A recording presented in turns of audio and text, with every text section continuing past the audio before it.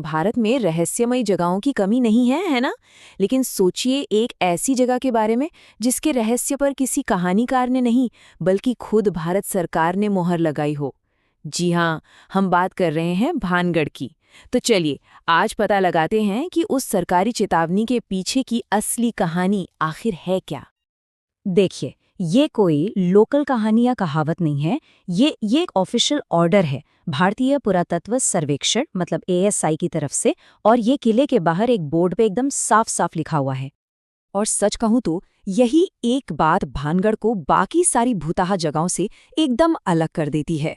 मतलब जब सरकार खुद या चेतावनी दे रही हो तो एक सवाल तो उठता ही है कि आखिर उस किले की दीवारों के पीछे ऐसा क्या छुपा है जिसे सिर्फ दिन की रोशनी में ही देखना सेफ माना जाता है।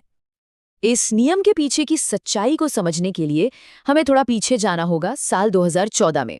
ये कहानी है पुरातत्व के कुछ स्टूडेंट्स की जो एक सर्वे के लिए किले में गए थे और उन्होंने बस एक छोटी सी गलती कर दी, वो समय का ध्यान रखना भूल गए।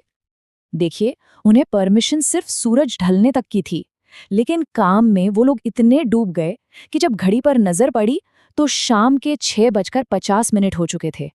और ठीक ठीक उसी पल कुछ बहुत अजीब होना शुरू हो गया। सबसे पहली चीज जो हुई वो थी एक बहुत ही गहरा सन्नाटा। ऐसा लगा जैसे किसी ने पूरी दुनिया का वॉल्यूम म्यूट कर दिया हो। ये सिर्फ शांति नहीं थी, ये आवाज की गैर मौजूदगी थी। मतलब हवा की सरसराहट बंद, पक्षियों का चहचहाना बंद, यहाँ तक कि उनके अपने कदमों की गूंज भी, वो भी पत्थर के फर्श में जैसे कहीं खोसी गई थी। सब कुछ खामोश। और फिर उस एकदम अननेचुरल खामोशी को एक आवाज ने तोड़ा। एक ऐसी आवाज जिसे वहां होना ही नहीं चाहिए था। उन्हें अपने पास किसी के नंगे पैरों के चलने की आहट सुनाई दी, पत्थर के फर्श पर, एकदम साफ आवाज। लेकिन जब उन्होंने पलट कर देखा तो वहां दूर दूर तक कोई नहीं था। जाहिर है वो घबरा गए और महल के अंदरूनी हिस्से की तरफ भागे। और वहां उनका सामना उस चीज से हुआ जिसे शायद वो अपनी पूरी जिंदगी नहीं भूल पाएंगे। एक स्टूडेंट ने देखा कि वहां राजसी पोशाक में एक महिला खड़ी थी। उसका चेहरा बिल्कुल साफ था, आंखें एकदम स्थिर। लेकिन एक बात थी जो बहुत ही डरावनी थी, उस महिला की कोई परछाई नहीं बन रही थी। और फिर उस महिला ने एकदम धीमी, लगभग फुसफुसाती हुई आवाज में सिर्फ एक बात कही, ऊपर मत देखना। अब डर में इंसान अक्सर वही करता है जो उसे मना किया जाए। उस स्टूडेंट ने भी वही किया।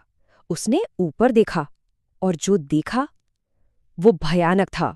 महल की छत पर उल्टे पैरों के निशान बने हुए थे, जैसे कोई छत पर उल्टा चलकर उन्हें ऊपर से देख रहा हो। और बस ठीक उसी वक्त शाम के 6:52 पर ऐसा लगा जैसे पूरे किले ने एक साथ उन पर हमला बोल दिया हो। अचानक सबके कैमरे बंद पड़ गए, मोबाइल फोन्स में नेटवर्क गायब हो गया, उनकी टॉर्च की रोशनी वो भी धीमी पड़ने लगी। और तभी एक लड़की जोर से चिल्लाई कि कोई उसके बाल खींच रहा है, जबकि उसके पीछे कोई भी नहीं था। वो सब अपनी जान बचाने के लिए बस बाहर की तरफ भागे।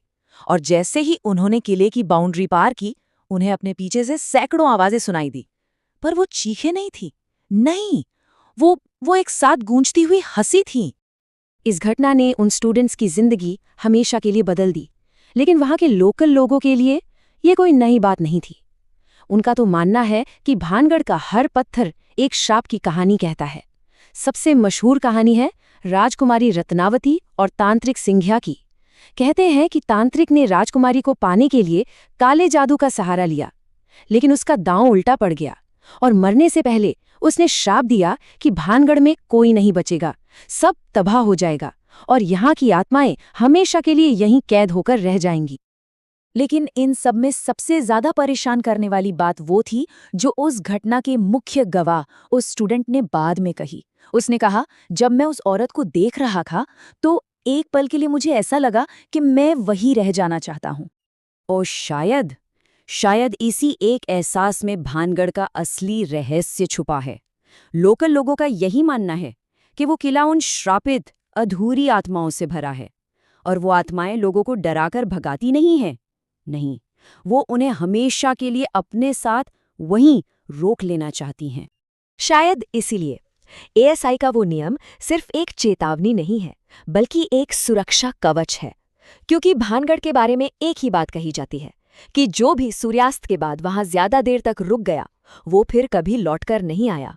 वो खुद इतिहास का एक हिस्सा बन गया।